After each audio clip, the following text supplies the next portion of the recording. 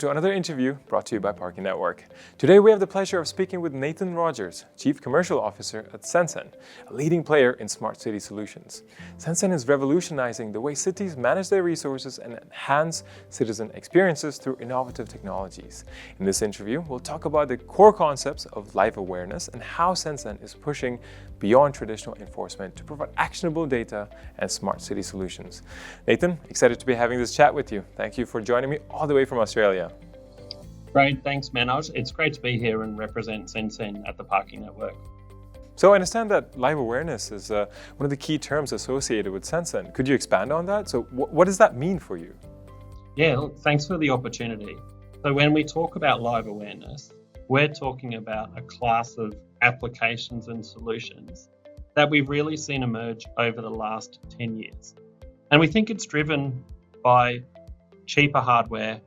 Hardware is able to be deployed onto poles, into the ground, into urban streetscapes. And the hardware is about sensing, seeing what's happening in the environment. So what we've kind of seen is initially projects have been about gathering data, but this class of live awareness applications that's emerging is really about automating the city.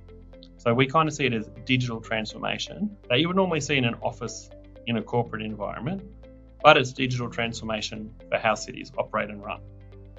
From what I know, you're looking to push the industry away from a generic look at enforcement and use of smart city perhaps as a buzzword, and instead go towards providing applicable data. Could you expand on that notion?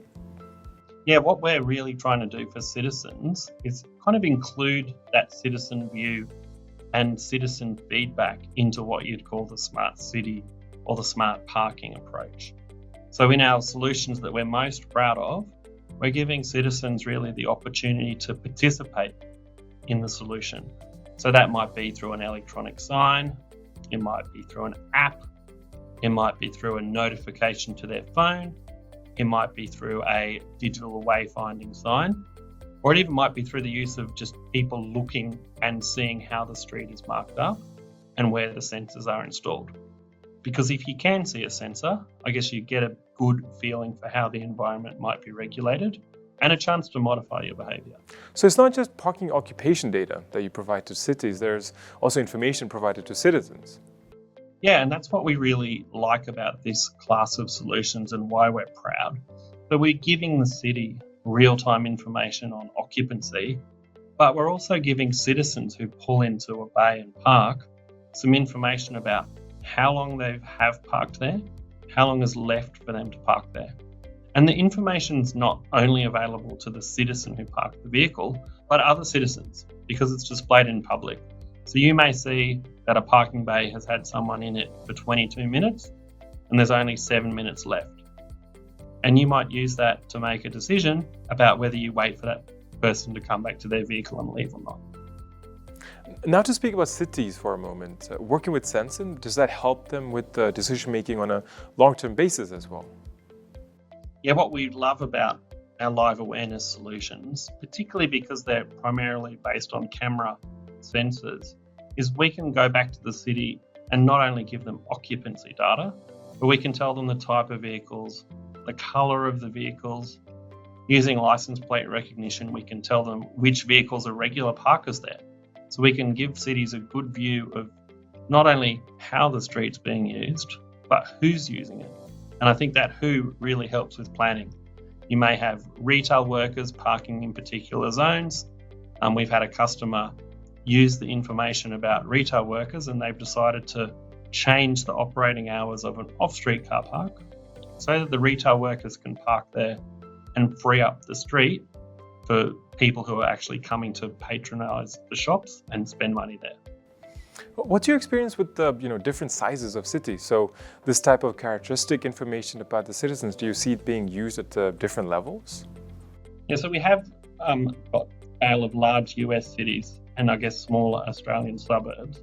I think what we find is regardless of the size of the city, it's normally only a small, precinct within the city that's of great interest to our customers. And that might be because the precinct has lots of vehicle traffic or lots of pedestrian traffic, or it's a tourist destination. So our customers are coming to us about what you call their hotspots, and are using us to gather information and activate the space and automate it. Now, what I find interesting in what you mentioned is that you can learn about the reasons why certain customers take certain actions in the end, which you can then use to provide a better service to all the citizens. Can you tell me a bit more about real-life cases on that? Yeah, look, this is a really interesting aspect of the solution, because by seeing what's happening in real time on the street, you can see people make different decisions, such as deciding to walk to a taxi rank, because our system has put up on a sign the fact that there are 3 taxis there waiting for them. So they can decide, look at the sign, walk around the corner, get into a taxi and get safely to their destination. Or we can see people who don't need to drive around looking for a disability or mobility parking bay, because they can tell from a sensor that there's a bay available and they can drive straight to it. So that's at the day-to-day level. But by building up a time series view of this data, we can help city planners actually decide what is the best use for this street. Should we be encouraging retail? Is this a better street for education? How might it look if we put public services like libraries in this street? And that requires, years of data to give cities that ability to make those decisions. So we have that short-term, immediate value to the citizen and understanding how the citizens are changing their decisions.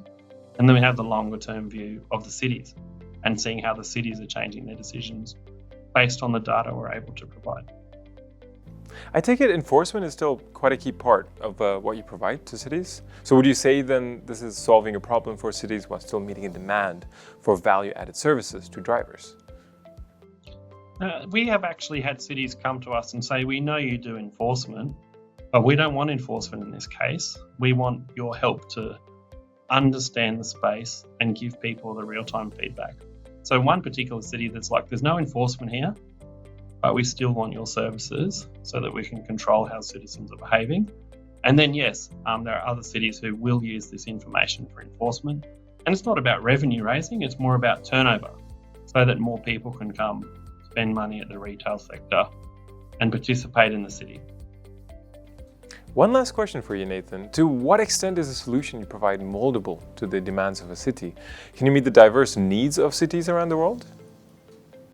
Yeah, look, that's a great question. And I think we've worked in cities such as Las Vegas with very, very wide sidewalks. And in that sort of city, you're able to use quite a large digital sign and provide that sort of, glamorous or showy, flashy, full color sort of digital sign experience.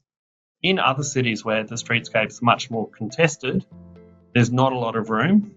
We're not going to put up a digital sign that stops where people can walk. So in that sort of case, we have some neat little electronic ink signs that attach to the existing parking regulation signage. So citizens driving their vehicles, they can actually just look up at the parking sign and get an extra piece of information that's dynamic and digital.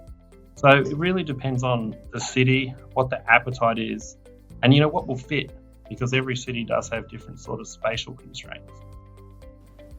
Thank you, Nathan, for sharing your valuable insights with us today. Wishing you all the best on your mission to help cities and drivers. Brilliant. Thanks, Manoj, for having us. For those interested in learning more about SenSen and its groundbreaking work, be sure to visit parking.net and make your way to their company profile. When you are there, don't forget to subscribe to our weekly newsletter and stay updated on the latest industry trends and innovations. Until next time, thank you for watching.